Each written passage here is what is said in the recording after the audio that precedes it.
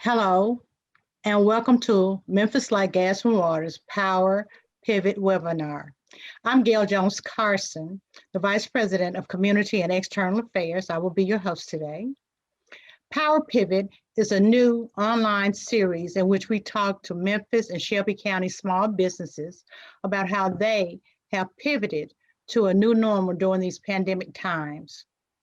Local industry experts join us to provide advice in areas such as finance, accounting, marketing, real estate, small business grants, legal issues, health and safety, and energy savings. All of my Zoom guests today, attendees, if you have any questions, please put them in the Q&A section. And those who are watching on Facebook, please put your questions in the comment area. Today's guests are Jozelle Booker, who is the President and CEO of the Mid-South Minority Business Continuum, commonly referred to as MMBC. Andre Gibson, who is a Strategic Coordinator with the Shelby County Government Mayor's Office. And Dominique Winfrey, a COVID-19 Program Coordinator with the Shelby County Mayor's Office. Welcome, and we greatly appreciate having each of you here. So we're going to start out with each of you, telling us about, who you are and what do you do. And Jozelle, we'll start with you. Okay, I'm happy to be here with you all this afternoon. Here at the MMBC, we are a membership organization, and we work with minority and women-owned businesses, connecting them to resources and also contract opportunities with corporations and local governmental entities. We have a 501c3 sister organization, which provides training and development to businesses. We also operate a minority business development agency business center, which is responsible for connecting minority businesses only with access to capital, contracts, and other opportunities. We were recently awarded a grant under the CARES Act funding to specifically provide resources to minority businesses and small businesses that have been impacted by COVID-19. Okay, thank you so very much for that, Jozelle. So Dominique, we'll move on to you. All right, thank you so much, Gail. I'm truly honored to be here. So I'm the COVID-19 Program Coordinator in the Office of Mayor Harris. And so I work on all things COVID, taking directives directly from Mayor Harris and our policy team as to things we can work on. And so specifically, one of the things that I'm dealing with right now, or having the opportunity to work on right now, is our Faithful Comeback Grant. And I'm sure I'll get a chance to talk a little more about it a little later, but it's the faith-based grant for the small organizations. And so I'm looking forward to sharing more information about that. Okay, Andre. You're on mute. Okay. Hey everyone, also happy to be here. My name is Andre Gibson, and I'm Strategic Affairs Coordinator here at Shelby County Government. In my role, I serve as a liaison for our CAO and our mayor for economic development efforts and projects throughout the county. And since the onset of the COVID-19 pandemic, my work has branched out to include working on projects related to the business-facing aspect of Shelby County's pandemic response. I've been fortunate to help the Office of Mayor Lee Harris deliver some grant programs to support businesses affected by COVID-19 that really need help to recover and reopen safely, which is what we're here to talk about today. Okay, so Andre, tell us about some of the businesses that you have been working with and some of the challenges that they've been having, just pivoting during these pandemic times. Yeah, absolutely. It's been very challenging for business owners, especially small business owners here in Memphis and Shelby County. We've taken an industry specific approach to our support and our grant programs here. The one grant program I really wanted to emphasize with you is called Our Beautiful Comeback. And that is a program that's out of the Office of Mayor Lee Harris that's intended to support business owners and independent contractors in the close personal care industry, as we call it. But that includes barbers, cosmetologists, nail salons, massage therapists, those types of businesses, basically where someone's touching you and taking care of you. These are businesses that were closed by Shelby County Health Directive and stay-at-home order early in the pandemic response.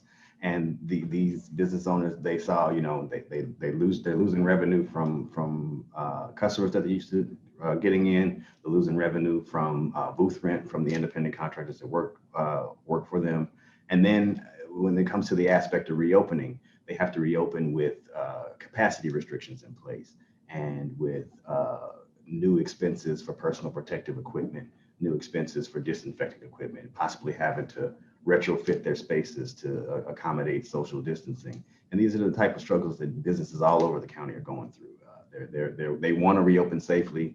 They want to give their customers confidence that when they come to their business, they're coming to a safe place where they won't catch COVID. But those things cost money, and it's hard to take on those new expenses when also dealing with the loss of revenue from, like I said, from being closed early in the pandemic. Yeah, so that's what I was curious about. With all the requirements that they have to do in order to open safely and keep their customers and their employees safe, how expensive would that be to some of the small businesses who we know they were shut down for at least 3 or 4 months? Yeah, it's hard to put a pin on it. I think it varies business to business. One thing I've admired seeing is some of the ingenuity out there from business owners. We got folks that are constructing full plexiglass shields in between partitions, and then we got folks that are throwing up clear shower curtains. It's just as effective. Maybe it's a little bit cheaper, but yeah, there are serious expenses related to reopening a business in the time of COVID. And like I said, that's why the Office of the Mayor is trying to help out with some grant funding from the CARES Act. Yeah, so as I continue to try to stay on top of what's going on in Memphis, Shelby County, and the world, one of the things I continue to hear and read about is how many businesses, small businesses, not only have gone out of business, but are not expected to even return to their businesses. So do you have any numbers or percentages of small businesses in Memphis and Shelby County that have not returned to business? Not at the moment, and that's something that we're working on. That's something that we're working on getting a better grasp of. I will say that we're still hopeful. I have had the occasion to talk to a couple of business owners that unfortunately have made the decision that they're probably not going to reopen. Part of that was probably the inspiration for these grant programs to send a little bit more assistance those ways for those folks who are feeling a little bit desperate right now. But the best I can say about it is these are tough times. These are times that are forcing business owners to have to make tough decisions and having to have monetary justification for some of the ways they're trying to move forward. And again, that's what we're here to help with.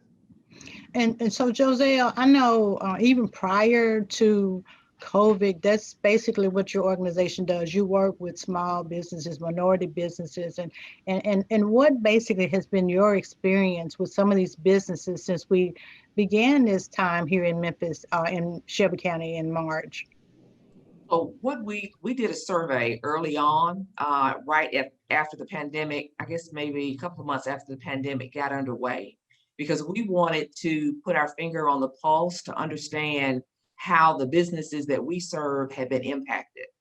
And what was very interesting to us, once we started to analyze the data, was that very few of the businesses that were members of MMBC were affected by the pandemic. Really? And as we started to look at that, Wow. Keep in mind when the safer at home ordinances came down and the industries that were identified as essential, those for the most part were the industries that our members are on. MMBC's members are businesses that are B2B. They serve other businesses. So for example, the small businesses that were impacted the most were, for the most part, those B2C businesses. And what is that? the customer facing businesses, Okay. those that I'm happy to hear the grant. So that means, for example, restaurants, the beauty salons, the personal care kind of services, retail establishments, companies that serve customers direct. Those companies are not members of MMBC. And so our members at the start of the pandemic, if you think about it, they already had contracts awarded. They were already working on those contracts. If they're in construction projects didn't stop. If they provided services or supplies to MLGW, FedEx, county, city, those businesses didn't stop. And so for the most part, those businesses continued on. So we became concerned about where we are right now. So as corporations and major businesses started to feel the impact of COVID, by having people work at home, more people not being able to pay their bills, then we're concerned about our businesses and projects moving forward in the fall and the first of next year, because as that corporate work starts to slow down, then our businesses are going to be affected. And so we surveyed them. We wanted to know, for example, how much money, do you have enough money for your business to remain open 6 months, 12 months, a year? Because we wanted to know what kind of cash reserves they had. Did you have to lay off people? And so for the most part, very few of them had to lay people off early on because they were still working. They were still essential. And so now you almost see the tide kind of turning. And those that had the reserves and had continued work, they were able to keep working through these summer months. And most of the major projects that you hear about in the city on the construction side, those projects are slated to start back up in January. So if these businesses can hold on these next 2 months and continue to get work, things may not be as bad. I mean, we surveyed we had a pretty good response. We had over 100 companies that responded to our survey. And only one of those companies said that they felt that they would have to close their doors. Keep in mind that was months ago. Since then, we've heard of, we got diminishing budgets, smaller budgets on the government side, just because of everything that's closed, reduced tax, sales tax that were collected, taxes that are paid. So if we enter into a very serious second wave and businesses start to close, the pandemic worsens, people are not able to go to work, then we're going to really see, I believe, a ripple effect across some of the larger, more scalable businesses. And that's going to be driven by what corporations do and what large businesses do and how they do business. Okay. So do you all have a plan? Do you all have a plan in place for that next phase? So, I mentioned a moment ago that we have a grant, another grant from the U.S. Department of Commerce, and it's called MBDA Cares. And what we're doing with that grant is to focus on helping not only minority businesses, but for the first time ever, any business that's a small business, and it does not have to be an ethnic minority business, providing them with access to financial resources. We have a loan and grant resource guide that we've created. It has access to all of the local grants that we've identified, as well as grants across the state, across the region, and across the country. And there are also grants for women businesses, which are typically white female-owned businesses. And so anyone watching that would like a copy of that resource guide, they can email mbbdacares@mmbc-memphis.org, and we will send them that resource guide. So it's grants and loans. We also have programming that the whole idea behind the work that we're doing is to help businesses right where we are now in this phase of the pandemic. So we have resources and training to help businesses to prepare to do telework or remote work. Everything from what types of hardware, software, security, data security protocols you need to put in place. Also tips and strategies that they can use to help their employees that are working remotely, dealing with the stress of working remotely. I mean, anybody that's working remotely knows that for the most part, you work all the time because all you have to do, you're just a few steps away from your office and your work. So helping them deal with remote work. Also helping them to identify those business continuity systems that they need to have in place, everything from continuity plans to emergency plans. And it's preparing the small businesses that don't have the infrastructure that large corporations have to help them develop those types of businesses and plans. So that's the work that we're doing through our MBDA Cares area of the organization. Okay, so thank you so very much for sharing that with us, Jozelle. So Dominique, would you tell us a little bit about your programs and grants and what type of businesses qualify, how the businesses can apply, and if there are any deadlines that are critical to you all's process? Absolutely. So thank you. So one of the programs I mentioned a little bit earlier that we have going on is the Our Faithful Comeback. And it's a grant designed to assist those small faith-based organizations. And by small, we meaning those with 100 or fewer active members. And so, and we recognize this to be a need for one, because faith here in Shelby County is an essential part of most people's lives. You know, many people have a place of worship that they attend, and we know, especially in the midst of the pandemic, hope and reassurance and strength and courage, all those things that people get from their places of worship, it's kind of been cut off due to the pandemic when these faith-based organizations voluntarily closed their doors, because the health directive did not mandate for faith-based organizations to close, but they chose to do so voluntarily to help slow the spread of COVID-19. So recognizing that many of these small faith-based organizations don't have the resources or technology to be able to remain connected with their members, to give them that hope and reassurance and courage that they need in a time like this. We knew that there was a gap that needed to be filled. And so with the Our Faithful Comeback Grant,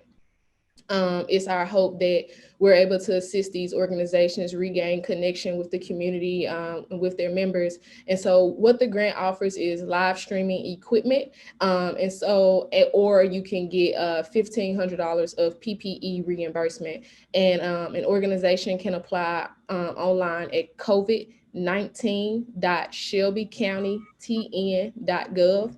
And so with the live streaming equipment, if organization applies for that, they'll be contacted by our vendor that we're using, and the vendor will, set up time to meet them, walk them through the process, and make sure that they get set up. The vendor does not set up for them, but it's pretty plug and play equipment, but they're walked through and given tutorials, and their hand is held through the process to make sure that they are able to get set up with their streaming.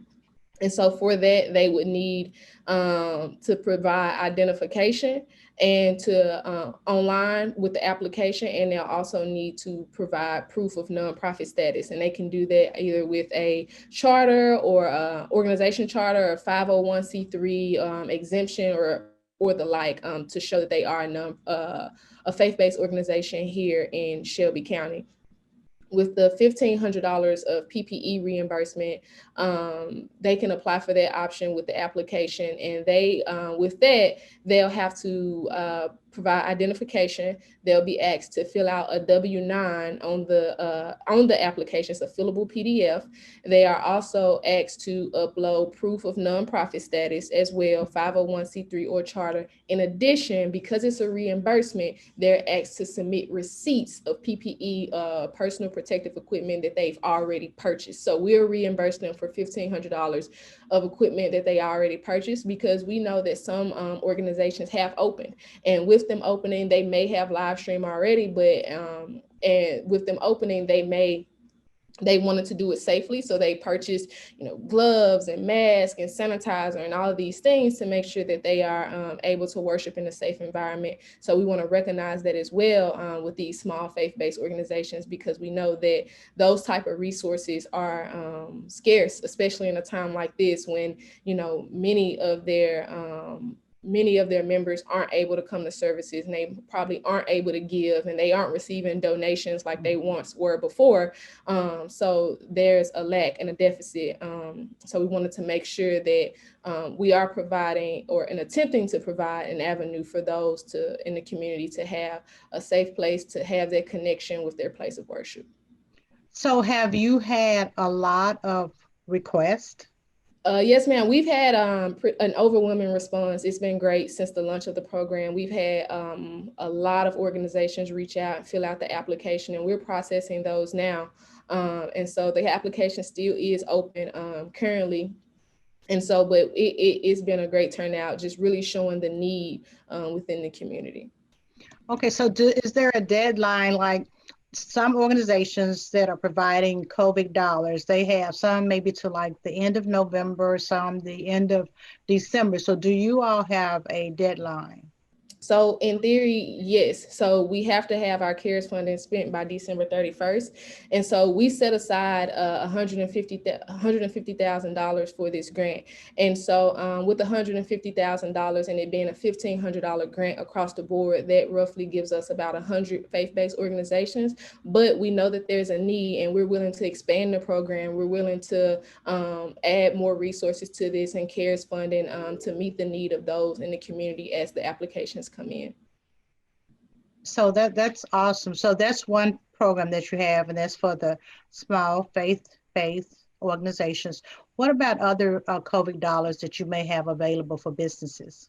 So I'm sure Andre will be able to speak to the other COVID dollars that we have for those small businesses, but I know it was mentioned earlier, we have Our Beautiful Comeback, and we also provided some COVID funding for restaurants. Correct me if I'm wrong, Andre, but yeah. I'm sure he'll be able to talk a little bit more about that.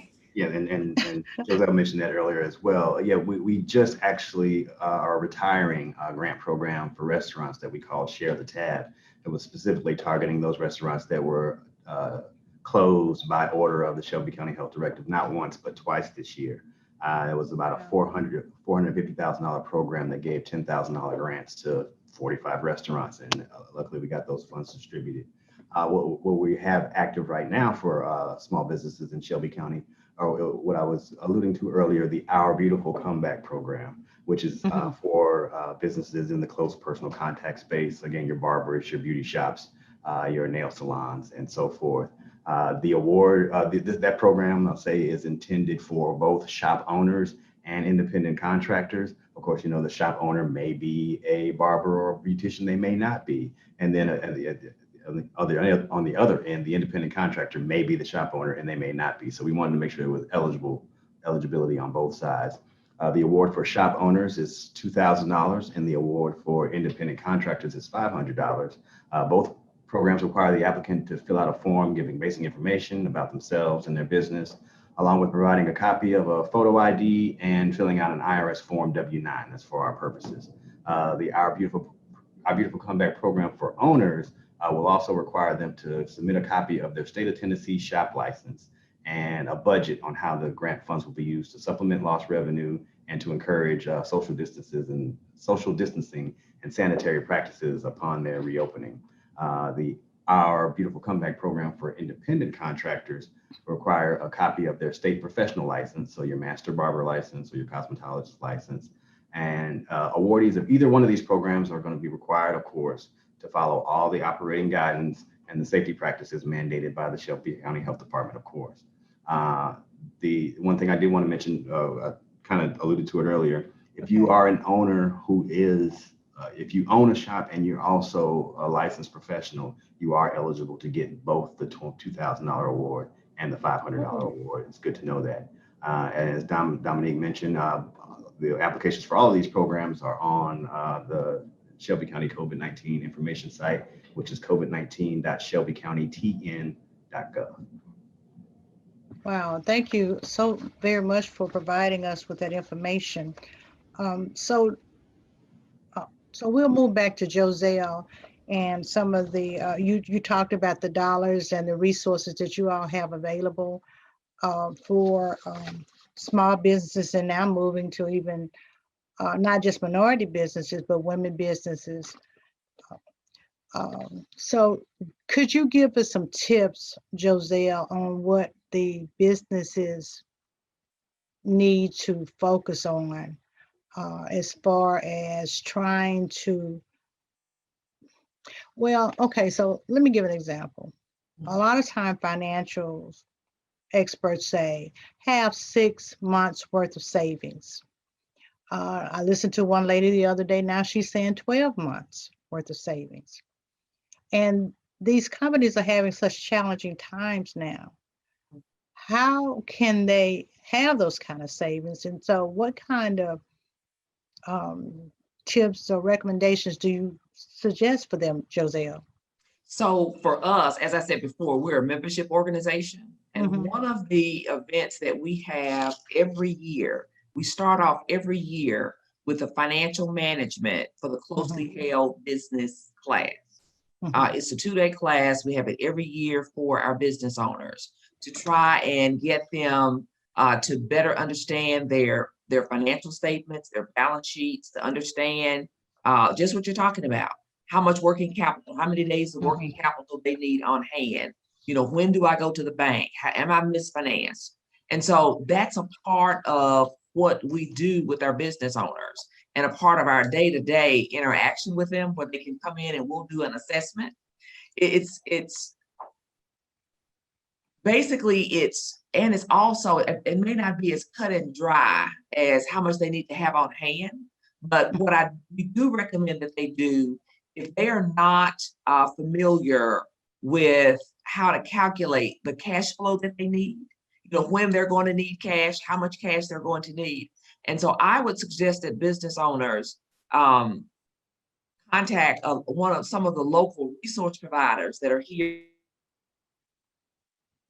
in the community, and to take their income, their balance sheets and their income statements, or work if they have their own CPA, to work with them to look at developing their cash flow statements for them. That will give them an idea of how much money they need to have on hand for what period of time.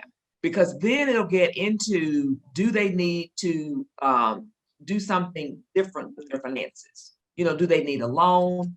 Look at, do they have a lot of credit? What they want to do. It really is going to require them to take the time and the effort and to look at their finances, sit down. If they, like I said, if they don't have their own CPA or they don't have a person in-house, there are local organizations that are open to the public. For example, the Tennessee Small Business Development Center. They can go there, make an appointment, speak to someone there. Of course, they can always talk to their banker if they have a banker, but they really need to have someone on their side that's a part of their extended group or organization that can help them understand their finances. We tell business owners that they need to have 3 main types of resources available to them. They need to have a banker, they need to have a CPA, and they need to have an attorney. All things business. So when they have these needs, they have someone to turn to and to speak to. I do want to add that we have we're very fortunate to have a relationship with FedEx Corporation. Our economic development fair is November 10th and the 11th. FedEx is funding they've given us funds to award to small businesses in the form of grants and awards on Wednesday. And we're having it's a pitch to pivot contest. And these are $5,000 awards for businesses that would like to compete and to submit how they have pivoted as a result of COVID-19 to position their business for growth. And we're going to give 7 $5,000 awards at that event. And so if they're interested in that, they can contact MMBC for the pivot to pitch competition. Okay, so Andre, what are some suggestions that you might have before we depart this afternoon? I would give a hearty cosign to what Ms. Booker just said. One thing about the programs we have here at Shelby County, we think they're timely and we think they're needed, but they also are a temporary fix They're a Band-Aid for a tough time where business owners are having to make tough decisions. But in order to make sure that your house is in order and that your business is set to run well and be successful, I'm sending people over to Jozelle at MMBC to talk to those folks, those professionals, and make sure that they have their books together, their professional support together, and everything they need to move forward. So we're here to kind of give a Band-Aid in tough times and with tough decisions being made about who can be open, how open they can be. But for the long term, yeah, go visit our friends at MMBC. Okay, Dominique, what would you like to share with our viewers today before we depart? Awesome. Thanks, Gail. Just that we understand the need of the community, and that, again, we know that faith is an important part of many people's lives, and that many people want to do it safe, and so we're just happy that we're hoping that we're able to meet a need with this grant, and to allow those who do want to worship safely, maybe from the confines of their home, or for there to be more room inside of a particular organization, because people have the option to worship at home. So we just hoping that this program provides that many can remain connected or regain that connection with their desired place of worship through this grant, and just encourage people to stay safe and to continue to stay the course as we try to get through this together. Okay, so Jozelle, you did mention an event you're having November the 11th, but did you want to say something about Midweek 2020 before we depart, which I know that you all have every year, but with the pandemic, will you be having it this year? And Yes. also, if you are, what can your attendees expect? Okay, so this year we are observing Midweek on November 10th and 11th in the form of our Economic Development Forum, which is going to be a virtual event. And then on Friday, November the 13th, we're going to host our annual Robert R. Church Achievement and Awards Luncheon, and it too is going to be virtual. So those events are November 10th through the 13th. Anybody can attend. You can visit our website to attend. Businesses that are restaurants, small businesses, anybody that wants to participate in the Pitch to Pivot contest. The only caveat to that is that you have to be an all access pass holder, which gives you access to the total conference. The conference kicks off on Tuesday. We also have our virtual exhibit hall this year. So we have our Corporate Connect, where companies that are registered can meet one-on-one in the speed dating type format with corporations to identify opportunities to participate. And of course, there's 2 luncheons associated with the event. We partner with Grubhub, so you get to order the lunch of your choice and it's delivered to your home or your work, wherever you are. So we're trying to create a very, very comfortable, safe, virtual environment, but you get all the benefits of being in person. And we have the ultimate connectivity. We have a networking lounge where you can network one-on-one. You have the exhibit halls that you can meet and talk to exhibitors at the booths. And then we have our Corporate Connect, as well as our Pivot to Pitch competition. And there are several keynote speeches and panel discussions. Okay, is there a website that has additional information on Pitch to Pivot?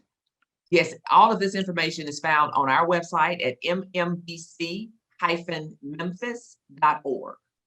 Okay, and Dominique, I do have one question for you.